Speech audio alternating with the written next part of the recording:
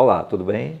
Eu sou Adonis Ferreira, do canal Mentes Sem Fronteiras, aqui agora em Recife, recebendo na nossa casa a grande futuróloga Lala Daisy-Helli. Muito obrigado, Lala, por estar aqui com a gente. É um prazer, É um prazer Adonis. imenso estar aqui com você. Já faz um bom tempo que a gente acompanha o seu trabalho. Você me foi apresentada por um grande amigo e desde então eu não me canso de assistir e procurar esse assunto tão interessante que é tudo pertinente à economia criativa e à economia colaborativa. Lala, como foi esse momento que você trabalhava nas suas antigas tarefas e você acordou com esse insight de dar um foco em cima da economia colaborativa e economia criativa, trazendo o futuro para hoje? É isso. Na verdade, tem uma coisa assim, desde criança, eu estou preocupada e dedicada a ver como é que as coisas mudam. Porque eu lembro de ser muito pequenininha e dizer, mas se tem alguma coisa que não está bem, por que a gente não muda? E é uma coisa que eu continuo achando sempre, que dá. É uma coisa um pouco de mulher, sabe, assim, que arregaça a manga, fala, vamos dar um faxinão? Assim. Uhum. Então, sempre tive dedicada à mudança. Então, mesmo quando eu estava nas artes, em tudo sempre que eu fiz, o foco era promover transformação. Mas, futurista mesmo, eu virei em 95, houve um evento maravilhoso, que aliás queria honrar a pessoa que fez esse evento, a Mirna Grist, que inclusive faleceu há pouco tempo. E foi o melhor evento que eu já vi na vida, chamava-se Imaginária, foi com o Sesc em São Paulo. Foi a primeira vez que eu vi pensamento transdisciplinar junto, Sim. Então você via o Gilberto Gil com um físico quântico, um astronauta com um jornalista, etc. E era essa visão do mundo novo. O Amit Goswami, que Sim. depois acabei me tornando, fui para a Índia estudar com ele, depois disso me tornei amiga, etc. Nesse encontro eu conheci a World Future Society e Sim. me associei. E a partir no final dos anos 90, a gente criou o Núcleo de Estudos do Futuro, que está dentro da PUC, pertence ao Projeto Millennium das Nações Unidas. E aí começou o caminho como futurista. Mas essa questão da transformação, eu acho que ela vem várias vezes ao longo da vida, sabe? Sim. Que a natureza ela é cíclica. E nós também. Não há nada fixo. Toda vez que a gente se fixa, você me contou sua história, que é muito linda, e dá para ver que você tem uma fase, aí você muda de fase, se reinventa. E isso é muito importante, a gente ser capaz de se reinventar constantemente. Porque quando isso não acontece, é um sinal de infelicidade pessoal, de infelicidade coletiva, porque nada no universo é feito para ser estável, é tudo feito para evoluir, é uma espiral constante, né? Que lindo, você veja, né? A gente está falando em transformação constante, né? Não tem dia nem hora para começar, isso vem em forma de insight. Vou fazer uma provocação a você. A palavra burocracia e confiança, o que é que ela representa para você? Olha, quando fala burocracia, a primeira coisa que me vem na cabeça é um desperdício extraordinário, porque eu sou ainda assessora para corporações, para governos locais, nacionais, etc.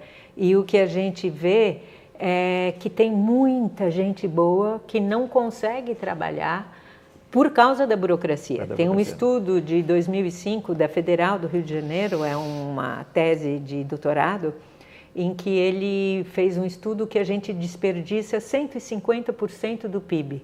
Você pode imaginar que de cada 250 mil, 150 vai para o lixo e 100 só a gente fica? É muita coisa. Então, se a gente computar o tempo, o recurso, as pessoas, conhecimento e, sobretudo, o tesão, que é uma coisa super importante, Sim. porque sem isso a gente não faz nada, é uma loucura a burocracia. Então, a burocracia é o grande problema que a gente tem agora. O nosso maior desafio agora é encontrar novos modelos de gestão. A economia criativa, que é ligada à matéria-prima, isso a gente já está entendendo. Estamos aqui num empreendimento de economia criativa, um teatro dentro de um shopping. A economia compartilhada, que é o compartilhamento de materiais, espaços, equipamentos, também já estamos mais acostumados, é uma das chaves da sustentabilidade.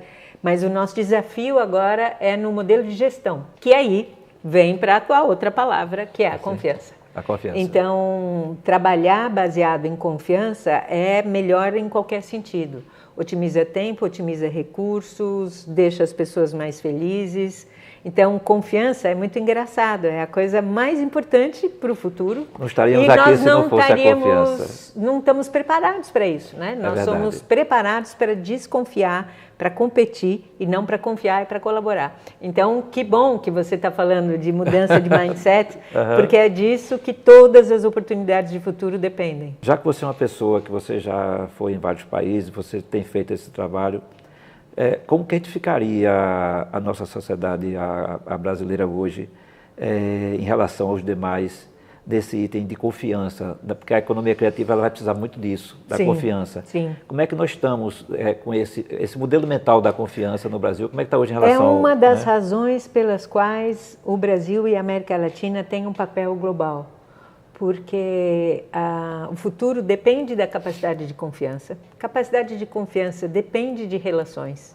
Sim. Relações dependem de toque, por exemplo, de proximidade, de afeto, de saber acolher e lidar com a diversidade. E nós somos mais confiantes. Tem pesquisas que são super interessantes. Você pega um jovem brasileiro e um francês, aí pergunta, você vai ter emprego? O francês, sim. O brasileiro, não. Você vai conseguir acabar a universidade? Sim, não, sim, não, sim, não. Para o brasileiro é tudo não. E para o francês é tudo sim. Aí pergunta para o francês, e aí, você bota fé no futuro? Não. E para o brasileiro, você bota fé no futuro? Sim. Como é que pode, né? Porque a gente tem, a nossa natureza é colaborativa. Acho que é um fruto. Senão, por exemplo, não existiria Carnaval, que é a maior obra coletiva que existe, né? É um exemplo de inteligência convergindo, de colaboração e tal. Agora, o que está nos faltando é confiança institucional, né? A gente tem confiança interpessoal, mas não tem confiança pessoal. Mas é uma das coisas que a gente precisa contribuir para o mundo. E aí uma das coisas muito interessantes é que, por exemplo, o toque, a nossa relação com o corpo mesmo, né? A gente se toca. Somos sinestésicos, né? Pois é, tem uma confiança, assim, na proximidade. E se tocar é interessante porque quer dizer também compreender. Sim. Tocar música, se tocar, compreender. Então, a gente tem maior adaptabilidade, inclusive porque a gente se toca. Então, a gente percebe que nós temos uma matéria-prima boa, o que está faltando é mudar essa matrix. Eu tenho acompanhado muito o que você fala, quer dizer, a matrix da economia criativa e do tangível e o não intangível, né? Então, como que a gente sai da velha matrix, da monetização da velha matrix, e vem para esse novo caminho que tem que ser construído, e o mercado também perceber como ter os dois tipos de valores, tangíveis e intangíveis, né? Na verdade, o que está acontecendo agora, de 2016 para cá mudou muito, né? Então, o ano passado, por exemplo, 2017, foi um ano em que, com a fluxonomia, que é esse conjunto de ferramentas que eu criei a partir da minha experiência de trabalho, que combina futurismo e novas economias, e aí o ano passado foi um ano de ir para grandes corporações, Natura, repensar o SESC do Rio Grande do Sul inteiro, Associação Brasileira de Franchising, Globosat, tudo porque as empresas estão percebendo que não dá mais para fazer mais do mesmo. E por que acontece isso? A questão é que nós estamos num outro mundo realmente. Imagina uma metáfora que eu uso muito, é a metáfora da Planolândia. Imagina a Planolândia como um mundo que é plano, 2D. E alguma pessoa que esteja na terceira dimensão, em relação a quem está no mundo 2D, está em enorme vantagem. Porque, por exemplo, eu estou vendo de cima, eu vejo todo. Você viu todo. É verdade. E o que está acontecendo agora é que nós estamos como se fosse uma dimensão acima mesmo. Porque a rede é tudo conectado com tudo em tempo real. E ela é fora do tempo e do espaço. E isso é muito louco. Então, quem não dá mais para operar da mesma maneira? Se a gente continua fazendo tudo como antigamente, a gente fica na mesma situação do plano holandense. Perto de alguém totalmente despreparado para uma dimensão acima. Não sei se essa metáfora serve. Serve. Então, acredito que sim. Toda a questão é essa. A gente precisa saber que o mundo em rede, fora do tempo e do espaço. Minha filha morava no Japão. Eu ligava para ela, ela atendia amanhã. Como assim que ela estava amanhã? A gente precisa fazer de outra maneira. Não dá mais, porque senão a gente fica em muita desvantagem. Agora, como?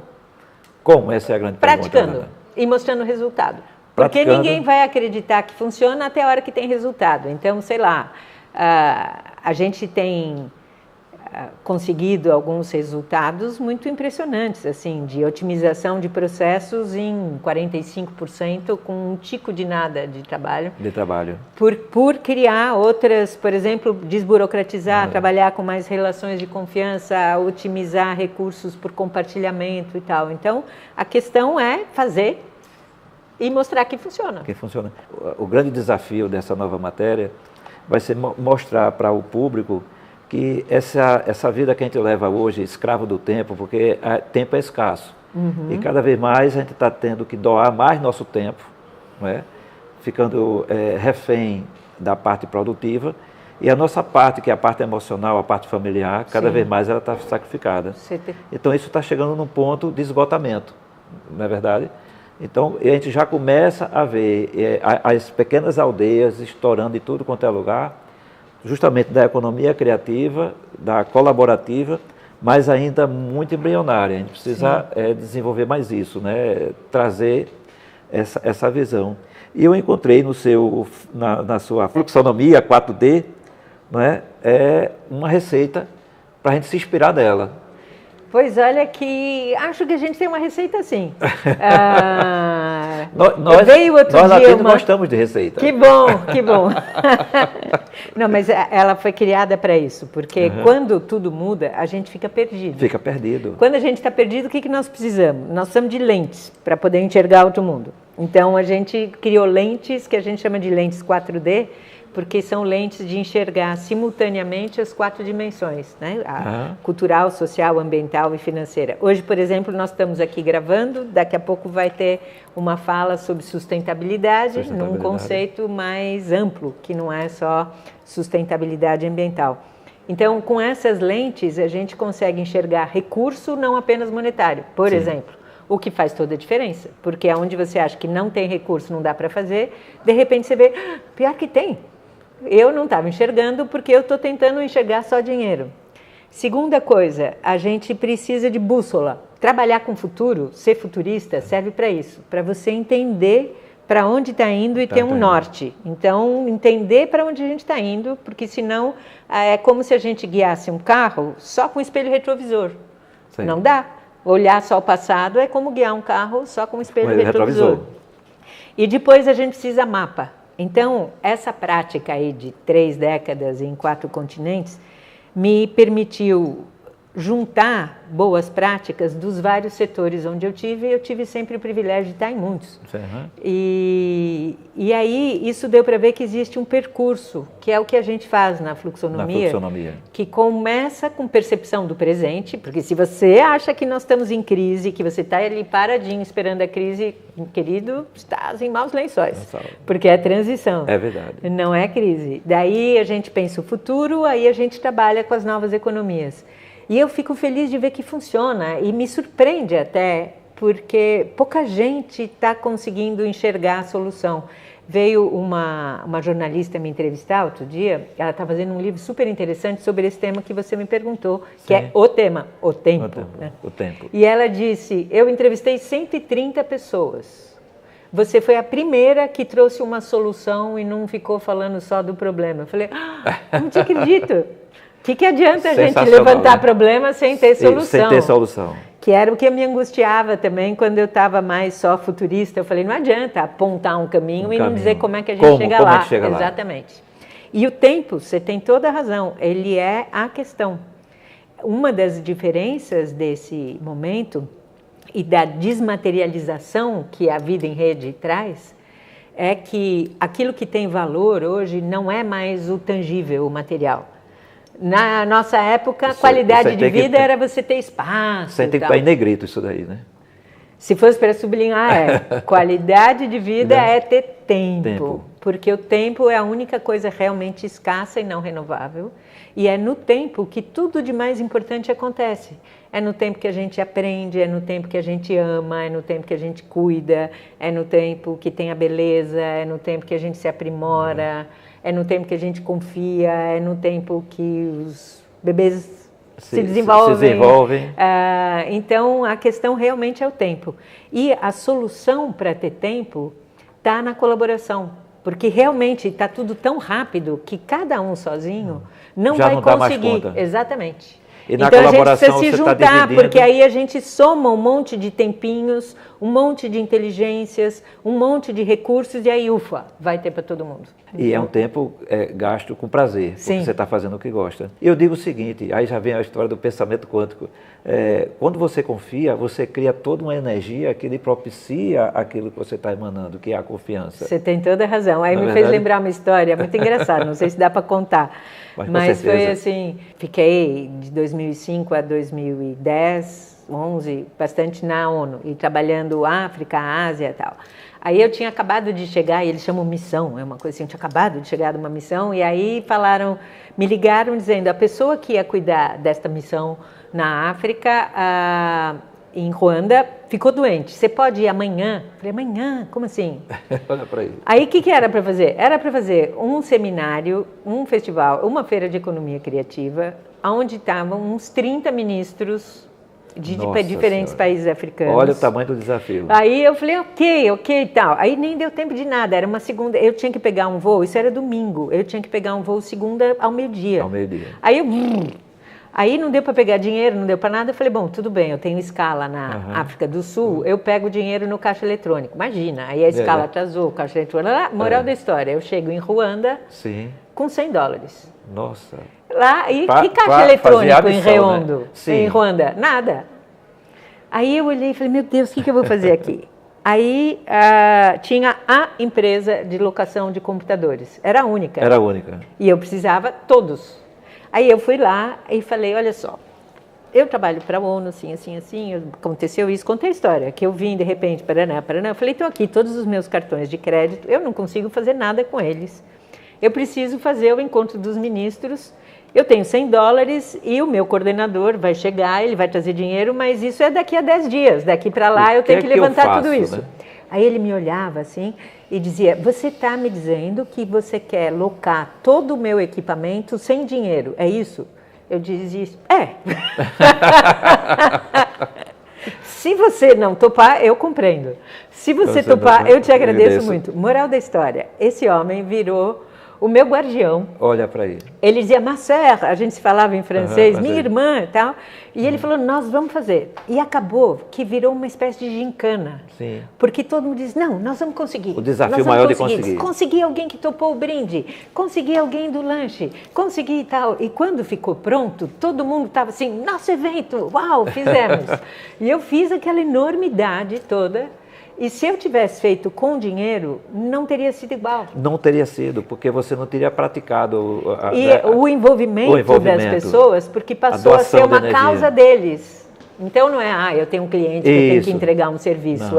O nosso evento. Nosso evento. Exatamente. Sensacional. Foi incrível, foi incrível. Lala, eu digo assim, as palavras têm poder. Agora eu estava conversando com os amigos, que a gente foi educado a citar um monte de provérbios sem nem primeiro entender, quando eu falo aquilo, que energia eu estou jogando para o universo e o que é que o universo está me dando de volta. Eu queria finalizar com uma colocação bem sutil, que isso é que vai fazer sempre a diferença nesse momento que a gente está vivendo agora. A diferença para você entre transição e transformação. As pessoas acham que é a mesma coisa. Certo. Mas não é. Bom, dentro desse assunto que a gente está falando. Transformação é a essência da natureza, né? A vida existe para se transformar. Tudo está em constante transformação. Dentro desses processos de transformação, há momentos que são momentos de mudança de estado. Sim. Então, por exemplo, quando uma lagarta vai para o casulo vira borboleta, não é só uma transformação, é uma transição, é uma mudança. Certo. O que nós estamos vivendo agora é uma transição, a maior da história da humanidade.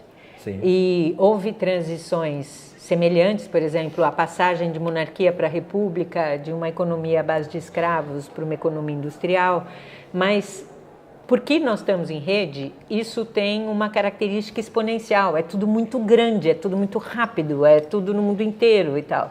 Então, essa transição é uma transição ímpar, porque antes das transições levavam séculos ou décadas, agora elas levam anos. Sim.